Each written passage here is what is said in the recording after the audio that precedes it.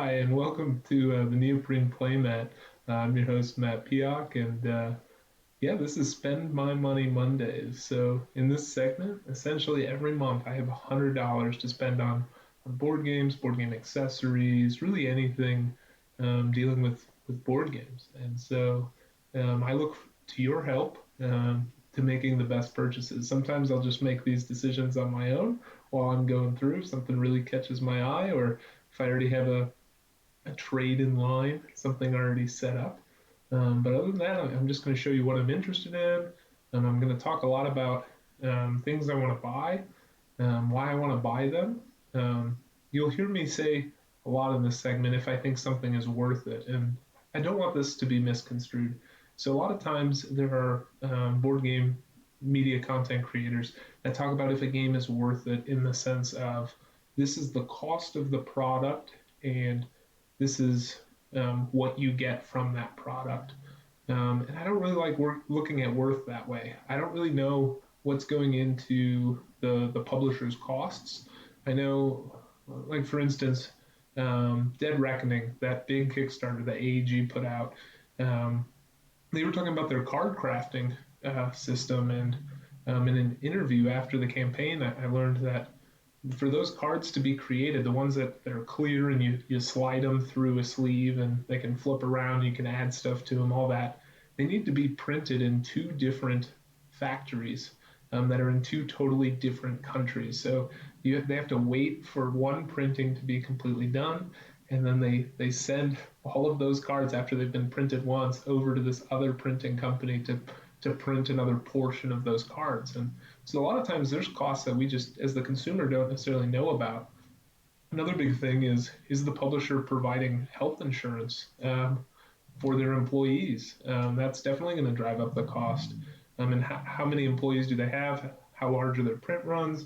All of these things are calculated into what a game ultimately costs. And so when I say, is a game worth it, I'm speaking in the perspective of my budget, with how much money I have left, with how much that game is going to cost, in addition to how much value I think I'm going to get from it. How many times is it going to get to the table? There are certainly games that are cheaper that will get to the table more often than larger, more expensive games, but the experience might also not be something I want quite as much either. So it's not valued purely on the amount of plays I get, but maybe what I get out of each play, and how I feel about it going through the game. Now, a lot of that is an unknown because for the most part, I buy games that I've never played before. In my game group, I'm one of the main suppliers of games, and so that means I'm usually the ones that one of them that's reviewing, or I'm sorry, watching reviews and going through things and trying to figure out exactly what games will fit our game group and my collection as well.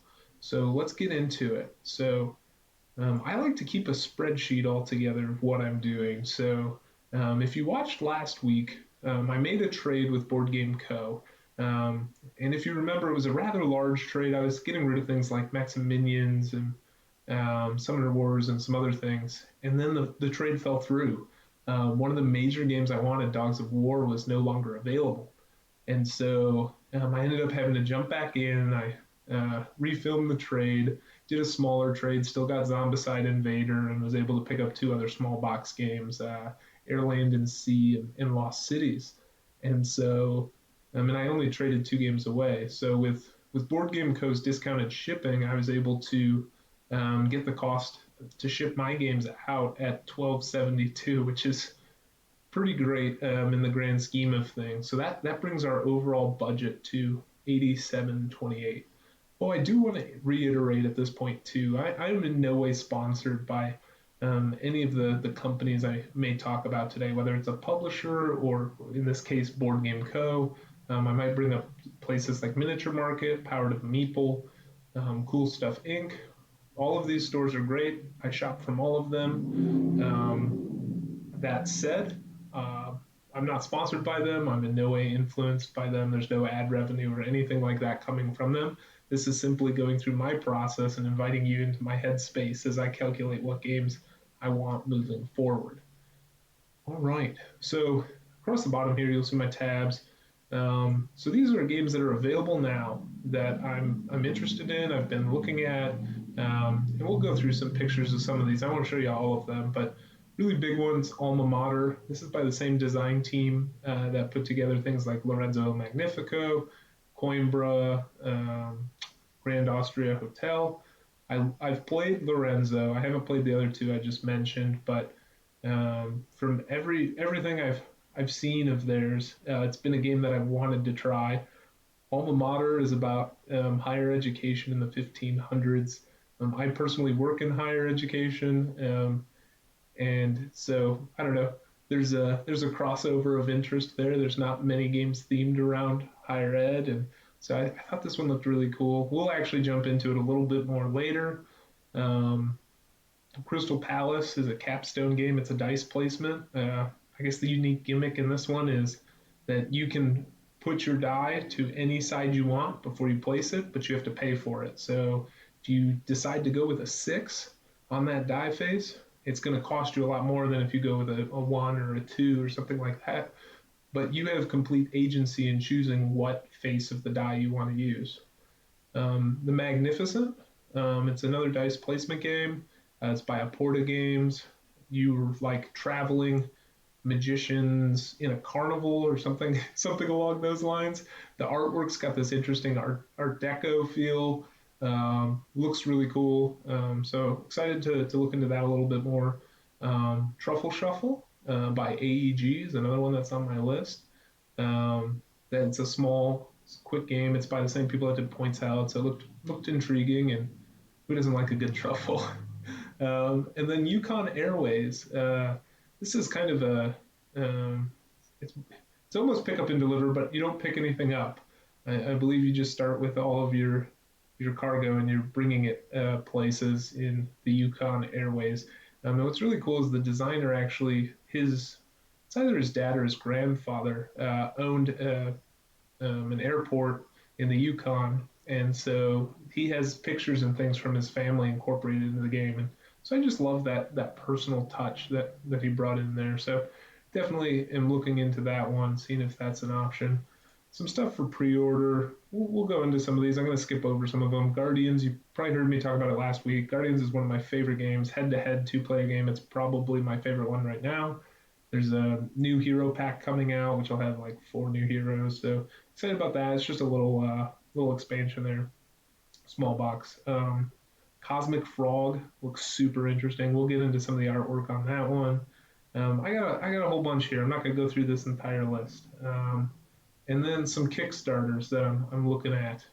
And so whenever I do this, I make sure that I have, if we look here, we have the cost of the pledge that I'm looking at, we have the shipping cost, then we have the total cost. It's really important to remember when you back Kickstarters that this is not the price you're paying for the game. The price you're going to be paying for the game is this plus whatever the shipping is. So you really need to calculate all this out. And as you can see, with a budget of $100 a month, for the most part, I'm going to have to save money from one month to the next month to get on some of these Kickstarters if it's something I want to do. This month, that's probably not going to be an option. And sometimes seeing this too just reminds me, hey, would I have picked this up off a shelf at a retail store for this price, right? Some of these games will be going to retail afterward, and so there's not a huge rush for me to get in it. I know I'd get it first and whatever, but I don't know if it's always worth that extra cost, especially when you're on a more fixed budget. So let's hop into some of these games, though. So Alma Mater, I was talking about it a little bit earlier. So here it says Alma Mater has players serving as a headmaster of one of the independent universities in the 15th century. Players seek to strengthen their school's reputation and standing. To achieve these goals, players need to recruit the best staff and students, exchange knowledge with other schools, and become experts in the school's 4 disciplines. Now, to a lot of people, that sounds very bland, but to me, that's exciting. I also studied religion when I was in school, and I don't know, this just brings me back to those days of doing my master's work and whatnot. And I did say 1500s earlier. It's 15th century, so let me correct that. It's the 1400s. But this game, it just look at these little books. Like that's such a cool component. The artwork, look at this cover. The artwork's phenomenal. I love this artwork. It's like cartoony, but it's also I don't know. There's some depth to it. It's very vibrant. It just really draws my eye. Even these people, they're very cartoony, but I don't know. There's something captivating about them. And the books serve as part of the economy. And what's really interesting about that is, from my understanding, that economy is controlled by the players. So once again, this one I just keep coming back to. I keep looking at it. So then we have the Magnificent. So here's a blow up of the cover art here, which looks great, by the way.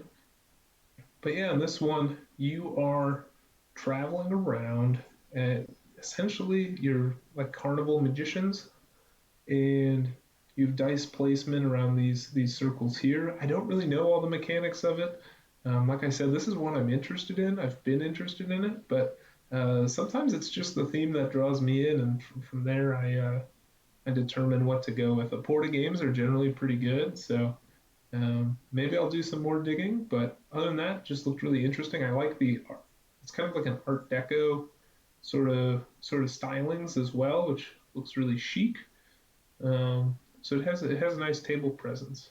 That said, I've had well produced great art in games, and the games fallen flat. And I've also had games with terrible artwork that have been really fun. So don't always judge a book by its cover. All right, so Cosmic Frog. This game, this game looks ridiculous. All right, so let me just read this paragraph to you. It just sounds like this theme is so up my alley. Cosmic Frog is a game of collection, combat, and theft on a planetary scale. Each player controls a 2-mile tall, immortal, invulnerable, frog like creature that exists solely to gather terrain from the shards of Aether, the fragments of a long ago shattered world. The first ones seek to use the lands from the shards to construct the world of Aether, and your frogs are their terrain harvesters. All right, there's more flavor text here, but you are a 2-mile tall frog. You're immortal and invulnerable. Amazing. Look at this. Look at these miniatures, too. What game are you going to get these crazy frog miniatures in? And look at this artwork. Look at this. Are you seeing this? I mean, look at these frogs. They are fantastic. Here's the sculpt. Look at this. Look at it. Even the little marks under his eyes. You got this little grin. He's kind of got his hands on his knees. It's just really sweet. And then look at this. This is a neoprene playmat that comes with every copy of the game. It's not like a Kickstarter bonus or anything like that. Like this just comes in the box and it rolls out. Look at that. It's a skirmishy type game. You're collecting. This is on Tabletop Simulator here. You're collecting. This is like your. This is like a scoring tableau. Your gullet is over here. This is how you're going to collect the land before it transitions over here, I believe. I haven't played yet. I've seen the artwork. I've seen the production level. It looks awesome. Look at this. This is in Tabletop Simulator. You're going to be hopping around. You're going to be on top of these large pieces of land and devouring it, putting into your gullet. It looks extremely interesting. It's got a skirmishy feel from what I've heard. And then just this artwork, this Technicolor bright stuff. Anything that looks like it's, psychedelic from the 80s, I'm all about. Just looks really cool. So excited to kind of learn more about that. All right, import and export. This one has been on my list for a while. The original one came out in, I think, 2017. So as you'll find out tomorrow in Tastes of Tuesday, I'm a big fan of multi-use cards. And in this one, all of your cards are going to be able to do multiple things. We can kind of see, I think he threw a copy of the game into the ocean, the designer did. I think that's what he says. Yeah, game's in the ocean here. So that's what we're looking at, because you're shipping cargo and things across the ocean. But This one's coming out pretty soon.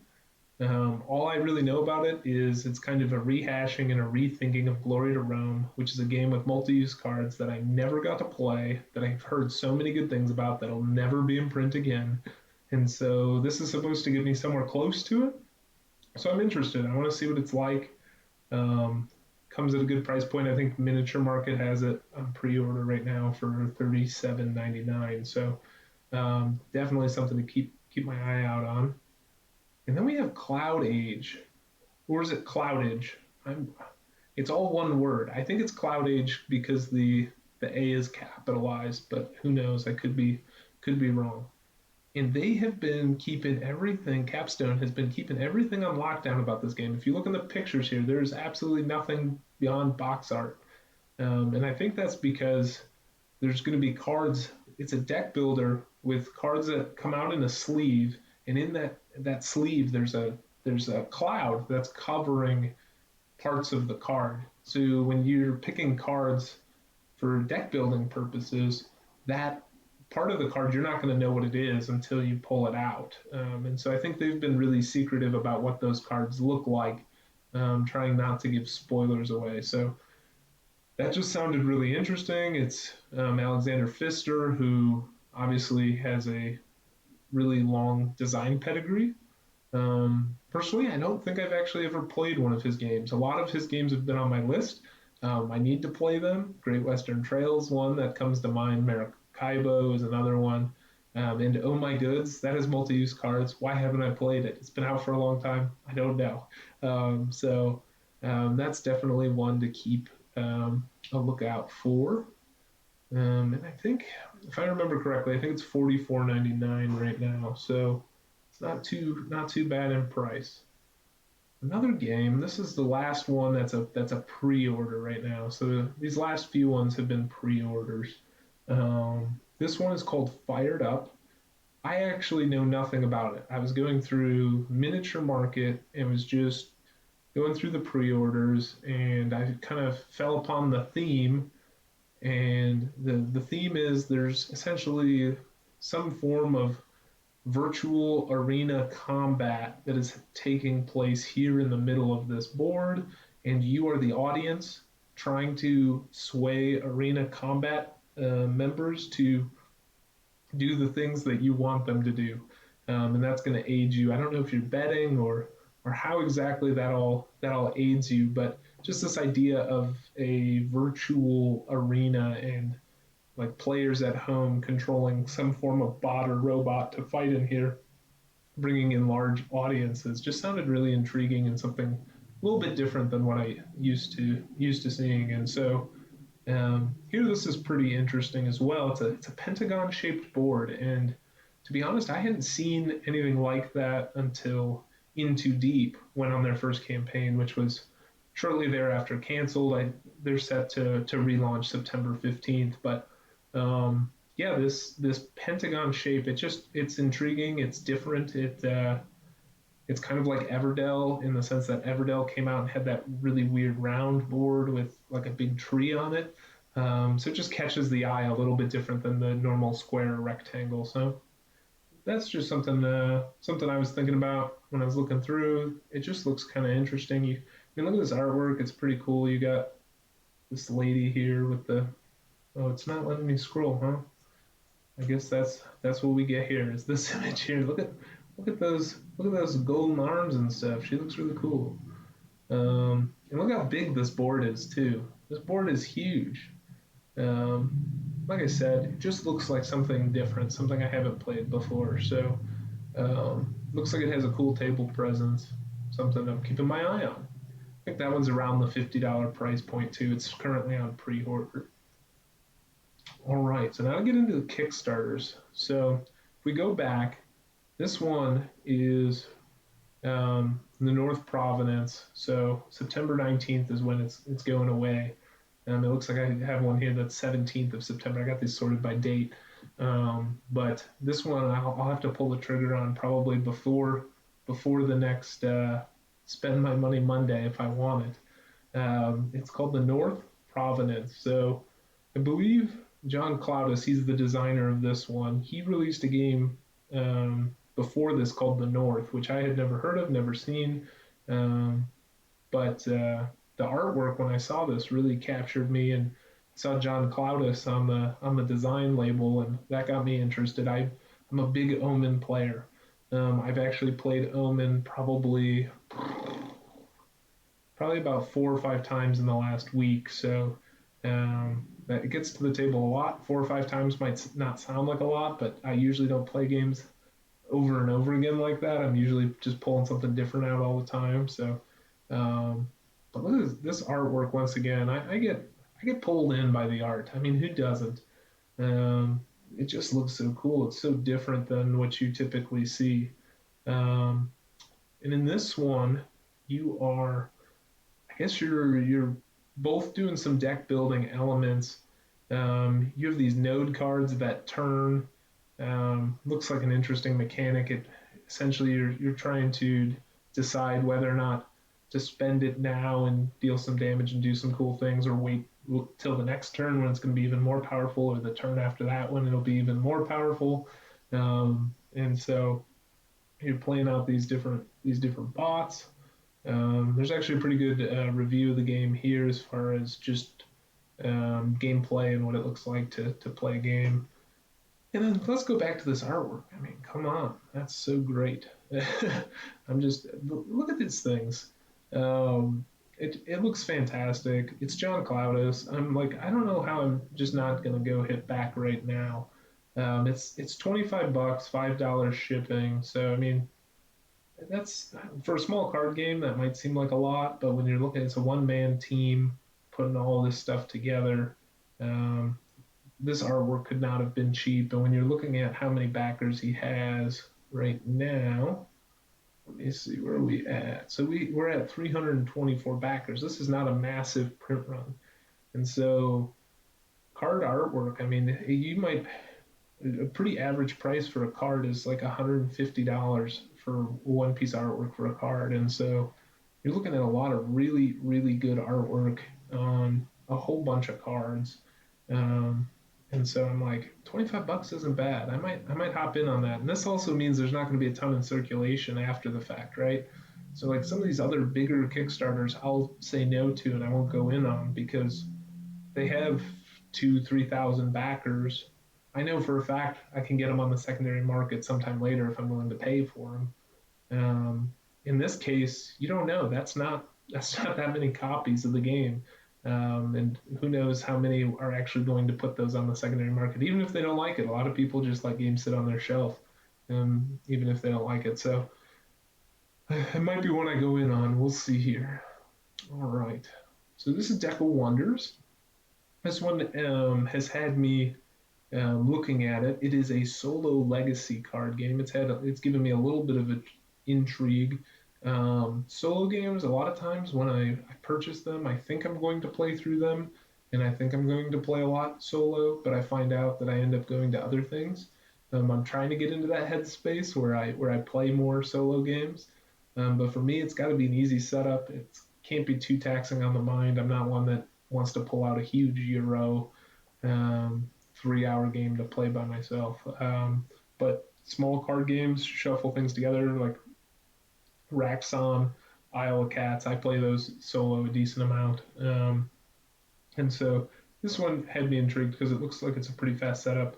Um, the gimmick here with Deco Wonders, if you want to call it that, is that all of the cards are double-sided, so you're playing all out of one deck, which makes setup really quick. And they'll do one thing if they're on your side, or if it's the villain, they'll do a different thing. So they kind of have stats going both ways. And so sometimes they're better for you, sometimes they're better for the enemy. And then I guess there's a bunch of stickers as well that you're going to be covering up stuff and making stuff better and improving things. And then you can go through and you can try and defeat these 3 villains. It is a legacy experience. So this is one of those games where once you're through, you're through. I don't know if they have reload kits or anything like that, but yeah, here's the stickers that I was talking about to track legacy progression. Maybe this is one where you can play it after the fact. I'm not sure, but had me intrigued. I don't think I'm going to back it. It's only got a few days left, and I wanted to bring attention to it because it looks really cool. A lot of people are saying really good things about it. It's definitely caught my eye. Might be something I get in the future. Legacy games, though, going back to the whole secondary market thing, is once this thing hits the table, once you start putting stickers on things, people usually don't really want another copy. And I know for me personally, I'd like to start from the beginning and not have somebody's half-used copy. And so that's one of those things when I'm looking at this and I'm really trying to consider what do I want to do. I go back to that. So yeah, we got a few more here. I'll go through these pretty quick. Ruric, Dawn of Kiev. There's some sort of auction mechanic in this game. I think there's some area control going on. I really know nothing about the game, but I've seen everybody talking about it and just sending tons of praise at it. Um, the backing position, because I don't have the base game that I would go for, is this $114. And I just right now I don't have the budget for it. It's going to end. The campaign will end before October, so even if I saved money, it's not going to work this month. And sometimes that's what it is. But this might be one I look for on the secondary market for sure. So I wanted to pull that up. Now, Monsters on Board. I had seen the artwork for this, and while it's really good artwork, it's really cool. I was also like, I don't know if this is going to be a game that I would like. It looks, I don't know, from the cover, what I thought was maybe a take that game, or maybe I don't know, roll to move or something like that. It looked, or maybe even more of a kids game. But as I looked at it, it's actually dice placement. And the components are just genius. So here's kind of the layout of the board. And look, there's little cars that you can drive around this board here. And they're going to be driving around. I guess you're taking dice off of them to place on your different tracks and things. But that's going to rotate every round or turn. Um, they have actually a really great animation for it. But look at these cars.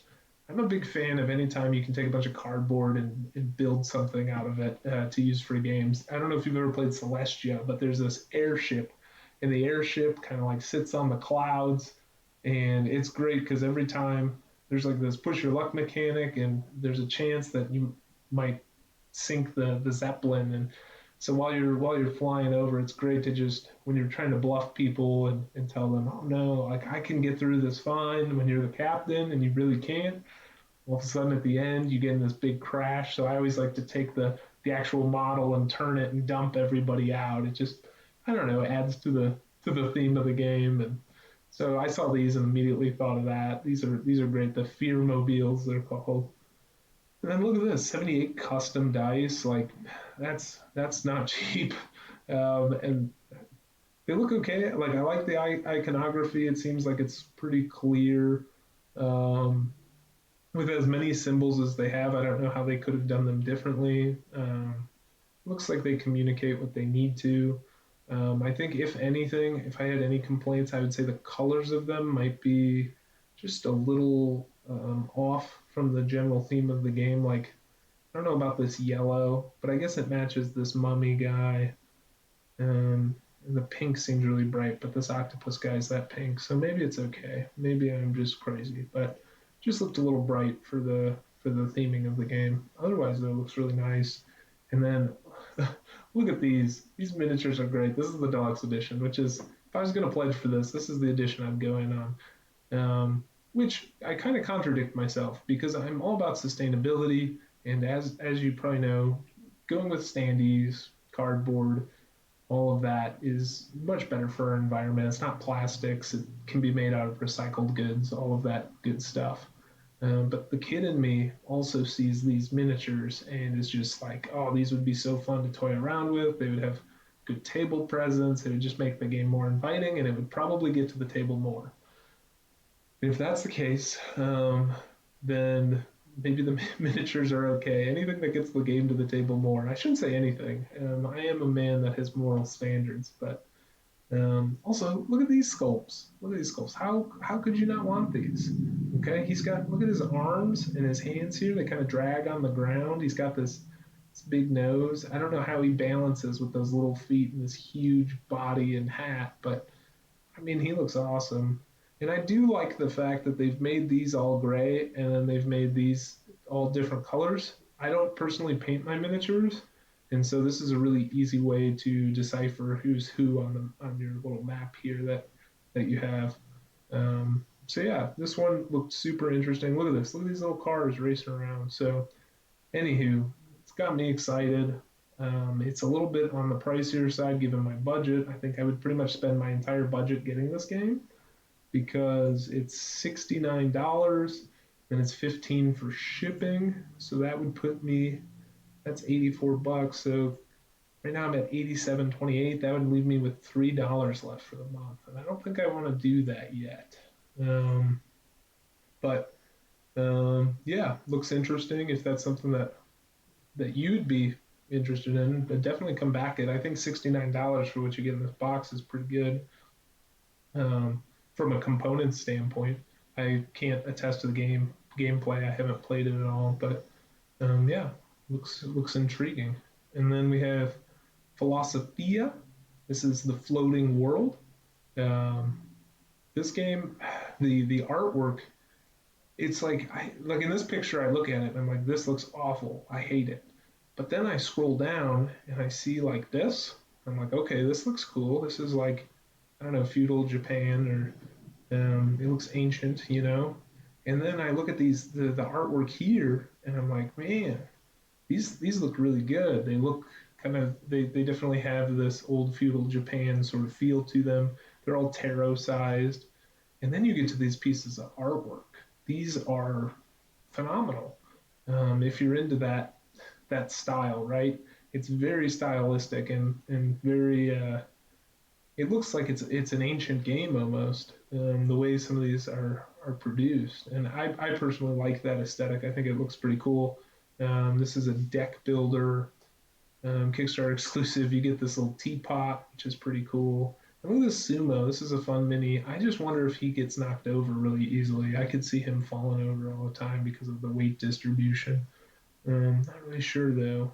But yeah, there's not a ton of minis in the box. I think really what you're paying for is the oversized cards because they're tarot size and all the artwork. It's a deck builder, so there's a lot of printed cards. Look at all these though. The art on this looks great. It's different. I have games that are based in Japan, but I don't think any of them highlight this style of artwork in the same way. So that's got me intrigued. This is another one though. Price wise is, let me see. Yeah, we're at 98 bucks, which is past my budget right now, and it ends September 30th. So it's not even on the table. But if that floats your boat, check it out. Maybe I'll get mine on the secondary market. Last one. Well, let's see. I have two more here. So this one, I wanted to show some love for it. The artwork is incredible. This game just, I like these poses. I like the way this guy is, he's jumping up here. She's kind of crouched looking at whatever this gem is here. The box looks really cool. Just the design on the game overall, really, really appealing. And then I saw this and I was like, I don't know if I like that. But it sounds like there's a lot going on. So you have like your adventurer individual over here. You're like this wooden meeple, and you're moving through this trying to discover certain gems. And there's traps and things that'll go off. And I'm pretty sure you have to this whole bottom here. It changes and moves, and it'll set off traps in like a large row. Taking people out or hurting them. I don't know how it all works, but I saw this, didn't initially like the way it looked, but then I heard it was kind of adventuring through these caverns and sounded like you're going through an ancient tomb or something, trying to find these different shards, and that sounded intriguing. It sounds different than anything I have in my collection, and so when you look at the design on these, even the artwork here. I love this. They've got a lot going on. It kind of feels like a hieroglyphic, but it also, I don't know, it feels really unique with the just kind of the one color on it. It's not black and white, but it's just like that I guess, grayscale with a little bit of blue in there. These player cards, they look interesting. And then look at the meeples. The meeples are in those same poses. So this is like that green guy we saw earlier. He's kind of like up on that one hand doing a little plant and whatnot. It looks cool. I need to go through and look more at the directions. I do think this is one that's reasonable within my budget here. It's $57, so it would be with shipping and everything. So it would be be a lot of my budget to go in on this game. It's not funded yet. Um, they are on their way, 17 days to go, and they're about 6,000 short. So um, I do like to see projects get produced. I do like seeing people run successful campaigns, and this is a theme that's not common in board gaming. And I'm a big fan of having games that aren't a common theme. So this one stood out to me as something that kind of filled that niche. And then lastly here, this one I'll go through really quick because I can already tell you I can't afford this month. This is the Reckoners, but it looks awesome. Essentially, the idea is that there's these superheroes that get all their powers, but instead of becoming the good guys, they only become villains. And you are a ragtag group of humans that are looking to take out the supers. It's a cooperative game. It's supposed to be really tough, which that's like right in my wheelhouse. It's super overproduced. I mean, all of these different things with the tracks, and they have the little inset so you can put, the cubes don't get pushed around and all of that. It's got miniatures. It's got all sorts of things. I really wanted it on the first campaign. Didn't have the money for it then. Kind of want it now. Still don't have the money for it, so I am probably going to pass on this one. But that said, it looks really cool. This is a huge expansion here. It comes with like 4 new characters. And so yeah, these are the things that are on my list to buy. Before next time, I would not be surprised if I ended up picking this game up, the North of Providence, or the North Providence. With that being said, I'd like to hear what your thoughts are. What game should I go with? Knowing that I have $87 left, what should I spend that money on? Should I just push all these games off to the side and look to do more trades throughout the month? Get rid of some of my collection and get more games in, or should I really look at some of these games more and try and make a decision that way? I'd love to hear your thoughts. Please put them in the comments below. And yeah, other than that, have a great night.